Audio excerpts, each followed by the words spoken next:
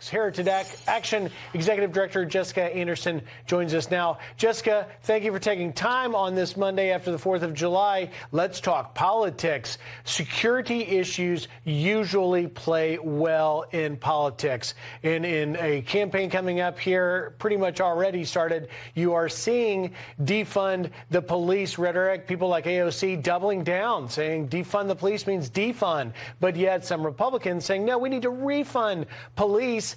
But yet we can go on social media now and see people being attacked in the streets in New York and elsewhere. How significant of an issue is this? Safety and security is a huge issue, and it's incredibly important that voters tune in to the saga that the left has had around this issue. If you recall, this time last year, everyone on the Democrat candidate ticket was shouting defund the police, and actual local cities did that. Look at the $1 billion cut in your city, New York City. And now, a year later, we're seeing huge rise in crime, huge spikes across the country, not just in major cities, but lawlessness in communities across America. And as a result, voters are paying attention, and we have a new poll out today saying 64% of voters are rejecting this defund the police movement. I think politicians need to pay attention to this.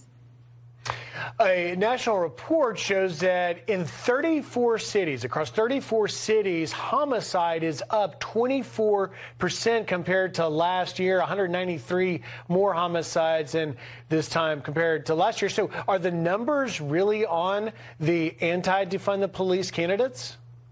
No, they're not. And I think what you're seeing now with even Biden's press secretary coming out and saying, wait, Democrats were never supportive of the defund the police movement. Republicans were. I mean, this is just a classic progressive liberal flip-flop.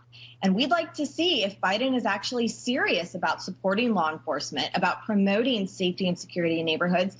Let's see if he'll actually sign the pledge and commit not to defund the police and to instead restore safety and restore security in our communities. So you raise a good point. That was our own White House reporter, Peter Doocy, chief White House correspondent, pressing Psaki on comments made by senior White House advisor Cedric Richmond, who asserted that it is Republicans that are blamed for the rising crime. The Republicans wanted to fund it. Is this a sign that the White House is feeling threatened next November?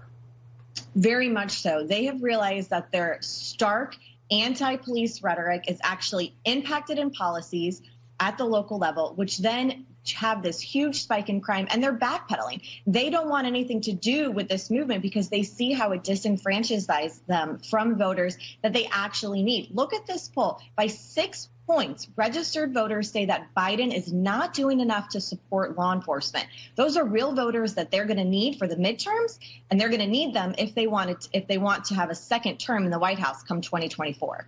And Jessica, just in the last 30 seconds or so we've got left, is this a double-edged sword? Is there, if the White House pivots, is there a risk of alienating progressives like AOC and others? Very much so. So I think what you're going to see is the press secretary trying to play both sides, saying that Republicans are actually supporting defund, they are not, and at the same time trying to position the Biden administration to be supportive of law enforcement across the country.